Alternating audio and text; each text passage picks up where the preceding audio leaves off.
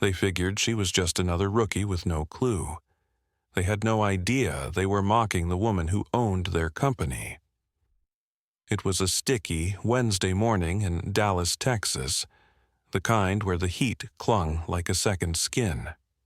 Cassandra Holt sat in her car outside her own dealership, Holt Automotive, drumming her fingers on the dashboard. At 38, Cassandra wasn't one to hide in a corner office issuing commands.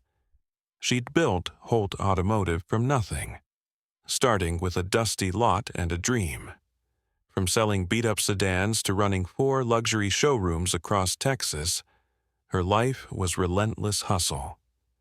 Cassandra thrived on effort and wasn't afraid to roll up her sleeves. But lately, whispers of trouble reached her. Customers feeling ignored, sales tanking. Her managers brushed it off. Just a couple of slackers, no big deal. Cassandra didn't buy excuses. If her business was faltering, she'd dig up the truth herself. So, that morning, in worn jeans, a baggy tee, and scuffed sneakers, she prepared to infiltrate her own empire. Her plan was straightforward: pose as a fresh sales trainee, just another face in the crowd. No grand entrance, no hint of authority, just a nobody chasing a paycheck. She'd rented a dented Ford Focus for the day, nothing flashy. Her dark hair was pulled into a messy ponytail, and she wore cheap sunglasses, leaving her designer purse at home. Glancing in the mirror, she barely recognized herself. "This is nuts," she muttered, heart racing, "but it's the only way to see what's really going on." Stepping out of the car, a thrill mixed with nerves surged through her. Cassandra Holt, who sealed multi-million-dollar deals without flinching, was about to walk into her own business as a ghost. She crossed the street and pushed open the showroom's glass doors. A wave of cool air and the sharp scent of new leather hit her. The place sparkled. Gleaming black tiles, rows of pristine BMWs, Lexuses, and Audis, all screaming wealth. Big money flowed through here daily, but something felt off already. Barely inside, a man in a sharp gray suit glanced up from his desk. His name tag read, Elliot Mercer, Senior Sales Lead. Elliot sized her up, his lip curling slightly. "You need something?" he asked, tone flat. Cassandra smiled, playing her role. "Hi, I'm here for training. HR sent me." Elliot sighed, loud and dramatic, then yelled over his shoulder, "Yo, Vince, another newbie for you." From a glass office, a heavy-set man in his late 40s trudged out, looking annoyed. "Fresh meat, huh?" Vince muttered, barely glancing at Cassandra. "Fine, let's get you settled." She followed him through the maze of glossy cars and slick posters, her pulse quickening. The vibe was already sour. Snippets of chatter floated by, sales reps joking about golf plans, bickering over bonuses. Nobody noticed her. They reached a cramped desk in the back. Vince tossed a dog-eared training manual onto it like it was trash. "Skim this when you can," he said, bored. "We don't hold hands here." "You pick it up by watching," Vince added, scratching his neck. "Got it?" Cassandra nodded, keeping her expression blank. "Got it." He gave her another dismissive look, then shrugged. "Stay out of everyone's way. If a customer walks in, grab someone to help you." With that, he shuffled back to his office, already glued to his phone. Cassandra sat, her jaw tight. She hadn't expected a warm welcome, but this was careless, sloppy, and outright rude. If this was how they treated trainees, what about customers? Minutes later, 3 sales reps clustered nearby, chatting like she wasn't there. "She'll be gone in a week," a woman with sharp eyeliner, Lauren, smirked. "No way she lasts." A lanky guy with gelled hair, Derek, laughed.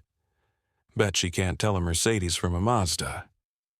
Another, a broad-shouldered man named Carl, chimed in.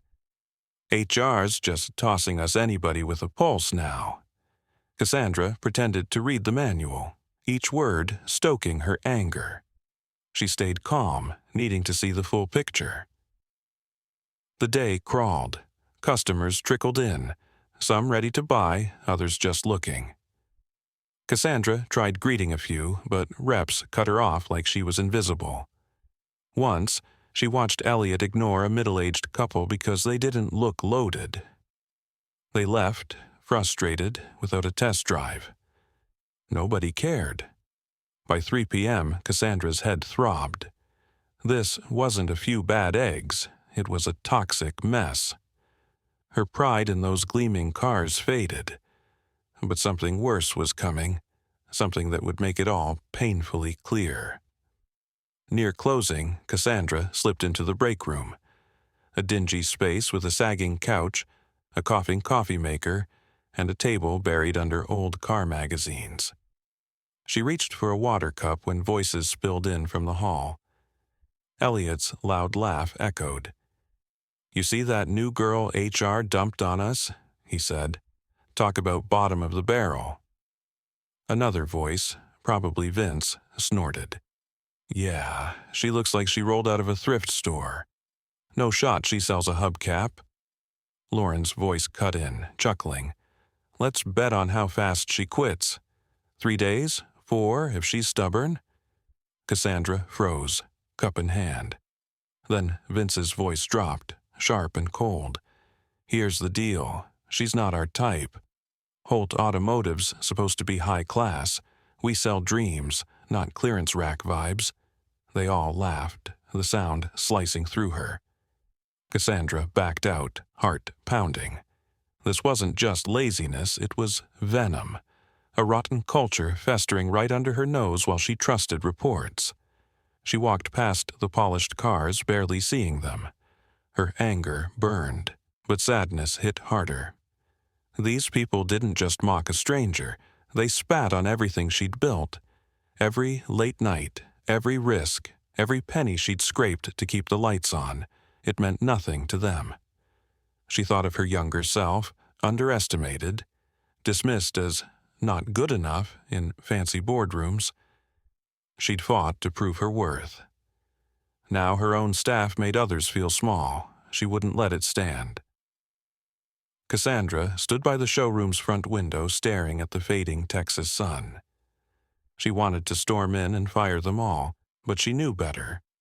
Act too fast, and they'd call her impulsive. Too emotional. She needed to strike smart, make it unforgettable. She returned to her desk, flipping through the manual, pretending nothing had happened. Her mind raced, plotting. Across the floor, the team laughed, oblivious. Elliot lounged by a BMW, scrolling. Lauren filed her nails, bored. Customers came and went, ignored. Cassandra watched it all, her fury sharpening into resolve. She recalled her dad's advice, years back when she was a kid washing cars for pocket money. When you see a problem, you either whine or you wipe it out for good. She'd always chosen the second path. Today wouldn't be different. At 5 p.m., Vince clapped his hands, voice booming. "All right, folks, shut it down. Solid work." He lied, having napped half the day. "Drinks at O'Malley's tonight, don't skip it." Cheers erupted. Staff grabbed their bags, planning their night. Cassandra was a shadow to them, unnoticed. She stood, smoothing her faded shirt, then did the unexpected. She strode to the showroom center between a sleek Lexus and a glossy Audi and clapped her hands, sharp, commanding. Every head turned.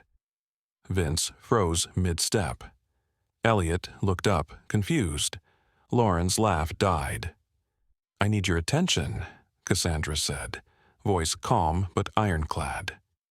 Murmurs spread. They stared, clueless, as she prepared to drop the bomb.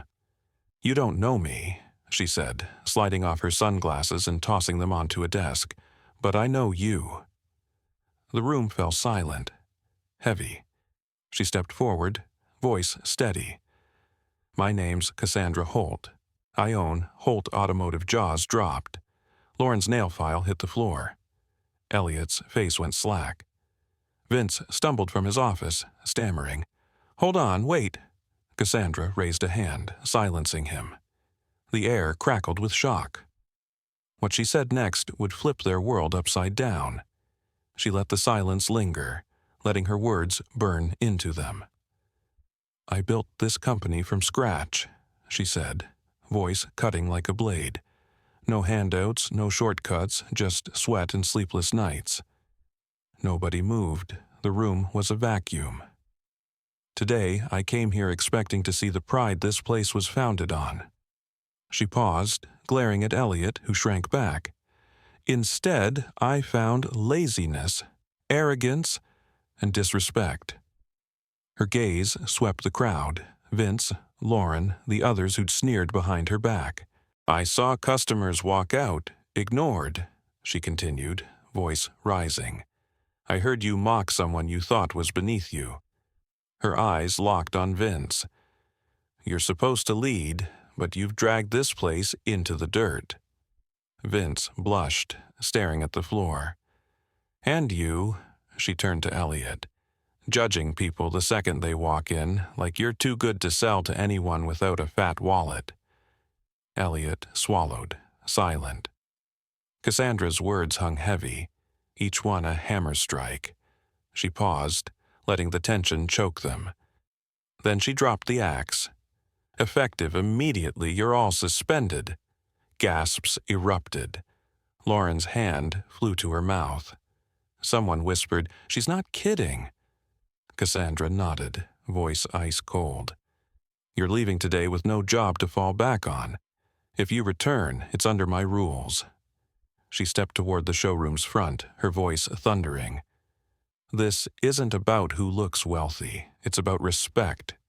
You never know who's walking through those doors. Nobody spoke. Nobody moved. The room was frozen, their arrogance shattered. Cassandra stood tall, her presence filling the space. She wasn't done, though. The real reckoning was still ahead. They thought this was the end, but it was just the spark. Tomorrow, she'd see who had the guts to face her again. For now, she let them stew in their shock, their careers hanging by a thread. The weight of her words pressed down, and not one of them dared to challenge her. The silence stretched, thick and suffocating. Cassandra's gaze swept the room one last time, searing each face. She didn't need to shout. Her presence was enough. Vince's hands shook as he gripped his desk. Elliot stared at the floor, his cocky smirk gone. Lauren's eyes glistened, her bravado crumbled. They'd laughed at her, dismissed her. But now they knew. Cassandra Holt wasn't just the boss. She was the one who'd built every inch of this empire. And she was about to rebuild it. The showroom felt like a graveyard as they shuffled out, heads down, avoiding her eyes. Cassandra stood firm, watching them go. Her heart pounded, not with anger now, but with purpose. She'd exposed the rot, and it was worse than she'd feared. But this wasn't over. She'd give them a chance to prove themselves, or they'd be gone for good. The Texas sky outside darkened, mirroring her resolve. What came next would redefine Holt Automotive, and no one would forget it. The next morning, Holt Automotive was a ghost town. The usual swagger and chatter were gone, replaced by a tense hush. Cassandra stood in the showroom center, no disguise now, just herself. 38 and unyielding. She'd spent the night drafting a new code of conduct. Respect above all, pride in work, ego checked at the door. The few employees who showed up, half the team, stood in a ragged circle, eyes down, shame heavy. She held the papers, ready to lay down the law. I'm not here to shame you, Cassandra said, her voice firm but softer. I'm here because I believe people can grow if they choose to. Elliot shifted, uneasy. Lauren dabbed her eyes with her sleeve.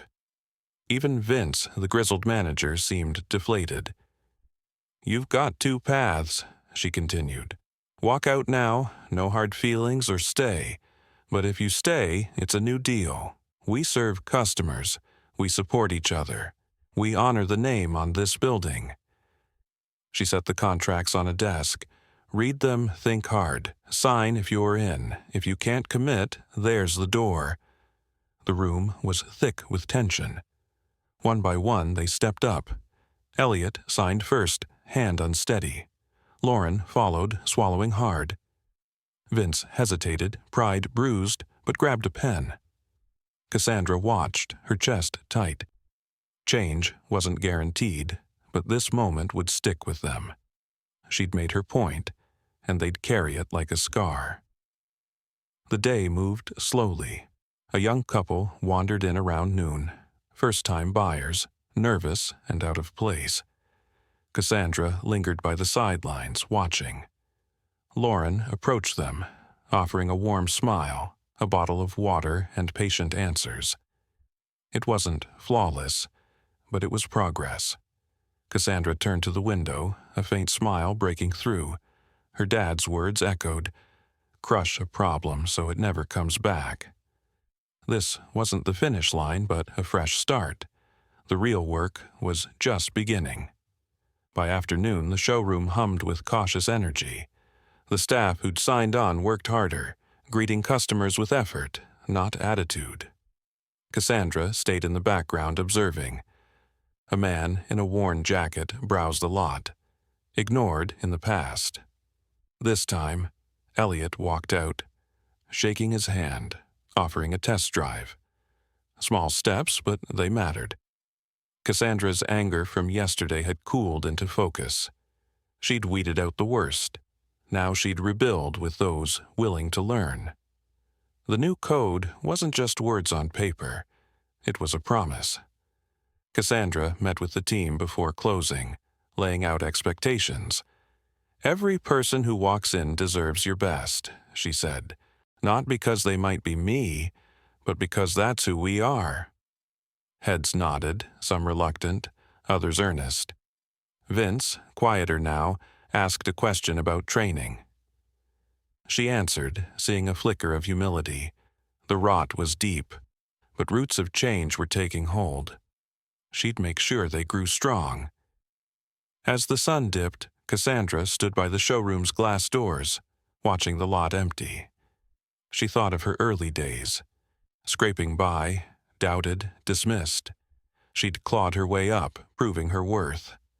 Now, she was giving her team a chance to do the same. Some would rise, others might fall, but Holt Automotive would stand for something again: respect, effort, pride.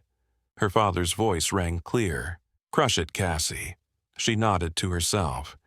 This was her empire, and she'd fight for it. The next week tested her resolve. A few employees quit, unable to handle the new standards. Cassandra didn't flinch. She hired fresh faces, trained them herself, and kept the pressure on. Sales ticked up slowly. Customers noticed the difference. Smiles, attention, respect. Lauren, once sharp-tongued, mentored a new hire. Elliot hustled harder, earning a client's praise. Vince, still gruff, showed up early, rewriting schedules. Cassandra watched it unfold, her belief in second chances tempered by a sharp eye. By month's end, Holt Automotive felt alive again. The showroom gleamed, not just with polished cars but with purpose. Cassandra walked the floor, no longer invisible, but a leader reclaiming her legacy. A family came in, hesitant, and the team sprang into action, genuine, not performative. She smiled, her heart lighter. This was what she'd built for, what she'd fought for. The poison was fading, replaced by something stronger. Her dad's words held true. She'd crushed the problem, and it wasn't coming back. Sometimes the worst harm isn't loud or cruel. It's the quiet neglect, the small dismissals that erode trust. Respect isn't a luxury, it's the foundation. Character shines when you think no one's watching, especially then. If you see a place losing its soul, step up, remind people what matters, and if you're ever overlooked or underestimated, hold your ground. The quiet ones, the ones they ignore. They might just own the whole damn place. Cassandra Holt proved that, and she'd never let it fade. Cassandra stood alone in the showroom after hours, the cars glinting under soft lights. She'd faced the rot, exposed it, and started the rebuild. It wasn't perfect, but it was hers. The journey wasn't over. Growth never is. But she'd set a new standard. Respect, pride, hustle. They'd carry Holt Automotive forward. She locked the doors, her shadow stretching across the lot. The Texas night was warm, but she felt a cool certainty. This was her legacy, and she'd defend it fiercely. The Texas sun sank low, casting long shadows across Holt Automotive's gleaming showroom, where Cassandra Holt had just exposed a festering rot. Her story, 38 years old, disguised as a rookie to unearth her dealership's toxic core, burns with two searing lessons. First, respect is non-negotiable. Cassandra watched her staff dismiss customers and mock her as a thrift store nobody, oblivious that she owned the empire. Every ignored couple, every sneered remark spat on her life's work. 4 showrooms built from a dusty Dallas lot. Her father's words, "Crush it," drove her to suspend them all, demanding respect for every soul who walks in, rich or not. You never know who's the CEO, or just someone deserving dignity. Second, character shines when no one's watching. Cassandra's team, Elliot, Vince, Lauren, revealed their arrogance in whispers, thinking she was invisible. But she saw it all, customers neglected, pride replaced by entitlement. Her confrontation, voice slicing like a blade, flipped their world. She rebuilt with a code: respect, pride, humility. Watching Lauren offer water to nervous buyers, Elliot hustle for a man in a worn jacket. Cassandra's journey, from underestimated to unyielding, screams that true worth lies in how you treat others, especially when you think it doesn't matter. The showroom's polished BMWs gleamed, but her resolve shone brighter. In America's heartland, where grit builds dreams, her story echoes. Never underestimate the quiet ones. They might own the building.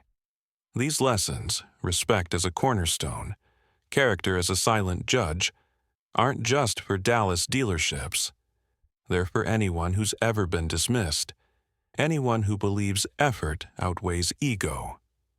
Cassandra crushed the problem, and it won't come back. What would you do if you caught your team disrespecting everything you built, like Cassandra Holt did? Drop your thoughts below, hit that like button, and comment to share your take.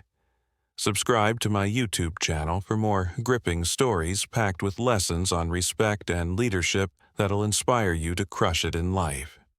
Join our community now, and let's dive deeper into stories that spark real change.